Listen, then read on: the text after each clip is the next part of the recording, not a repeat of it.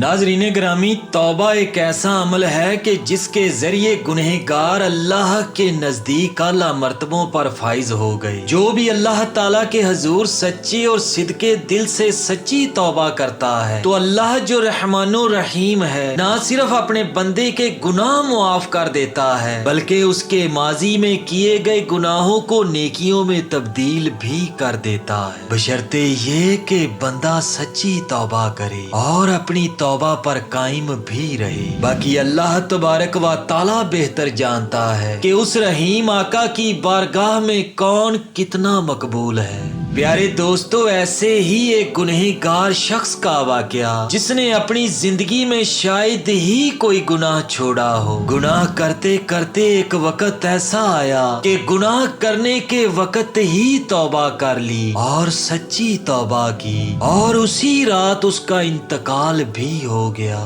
پیارے دوستو، اس کے مرنے کے بعد جو کچھ اس کے ساتھ ہوا وہ بڑا ہی سبق آموز ہے۔ واقعہ کو مکمل سنیں اور عمل کرنے کی بھی پوری کوشش کریں۔ واقعہ کا باقاعدہ آغاز کرتا ہوں۔ پیارے دوستو، حضرت عبداللہ بن عمر رضی اللہ تعالی عنہ فرماتے ہیں کہ میں نے نبی کریم صلی اللہ علیہ وآلہ وسلم کی زبان مبارک سے کئی بار یہ واقعہ سنا کہ بنی اسرائیل کے اندر کفل نامی ایک نوجوان تھا جو ہمیشہ رات دن برائی میں پھنسا رہتا۔ شاید ہی کوئی ایسا غلط کام ہو جس میں اس نے حصہ نہ ڈالا ہو، اور نفس کی کوئی ایسی خواہش نہ تھی جو اس نے پوری نہ کی ہو۔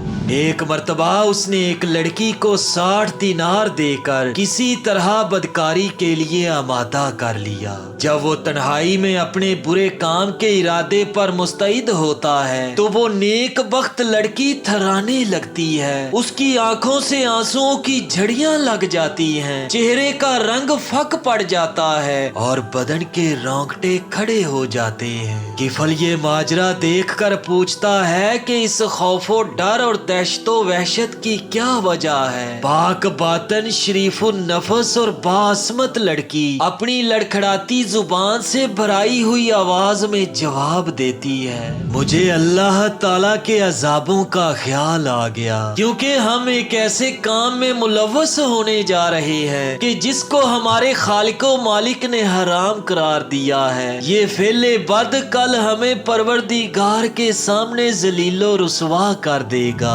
واللہ میں نے کبھی بھی اللہ کی نافرمانی پر جرت نہ کی۔ ہائے حاجت اور فقر و فاقہ، کم صبری اور بے استقلالی نے آج یہ دن دکھایا کہ جس کی لانڈی ہوں اسی کے سامنے اس کے دیکھتے ہوئے اس کی نافرمانی کرنے پر آمادہ ہو کر اپنا دامن عصمت داغدار کرنے کے لیے تیار ہو گئی ہوں۔ لیکن اے کفل باخدا، مجھے خوف خدا اندر سے گھلائے جا رہا ہے، اس کے عذابوں کا کھٹکا کانٹے کی طرح کھٹک رہا ہے۔ ہائے آج کا 2 گھڑی کا لطف ہمیں صدیوں خون کے آنسو رلائے گا اور عذاب الہی کا لقمہ بنوائے گا۔ اے کفل، میری تجھ سے یہی نصیحت ہے کہ اللہ کے لیے بدکاری سے باز آ اور اپنی اور میری جان پر رحم کر، آخر اللہ کو منہ دکھانا ہے۔ اس نیک سیرت خاتون کی پر اثر اور بے لوث مخلصانہ سچی تقریر نے کفل کی بری خواہش پر کفل چڑھا دیا، اور اس کی بات تاثیر کا تیر بن کر کفل کے دل میں اتر گئی، اور سچی بات یوں ہی دلوں میں اپنی جگہ بنا لیا کرتی ہے۔ پھر ندامت اور شرمندگی ہر طرف سے گھیر لیتی ہے، عذاب الہی کی خوفناک شکلیں ایک دم آنکھوں کے سامنے آ کر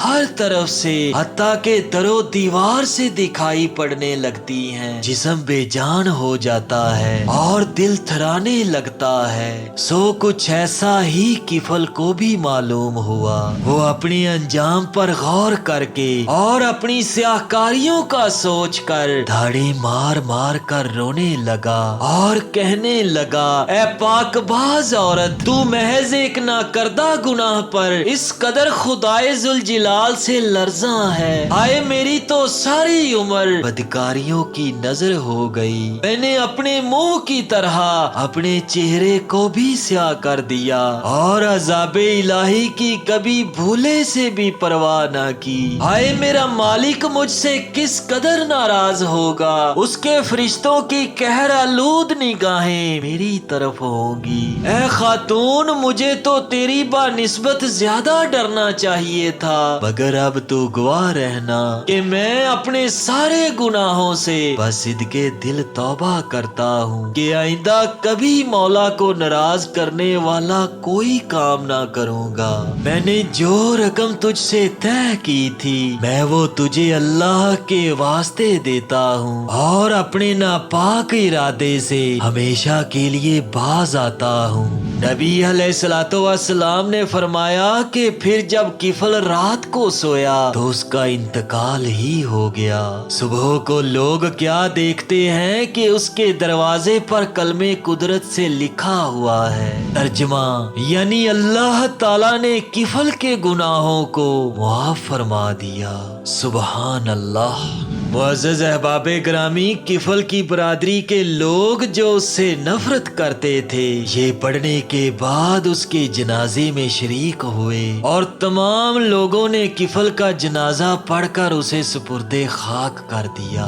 پیارے دوستو، اس واقعہ میں بڑا ہی انمول درس حیات موجود ہے۔ درس حیات یہ ہے کہ ہمیشہ توبہ و استغفار کرتے رہا کرو، پتہ نہیں کون سا وقت مقبولیت کا ہو اور ہماری توبہ کے ذریعے ہماری بات بن جائے۔ اللہ تعالی عمل کی توفیق دے، آمین ثم آمین۔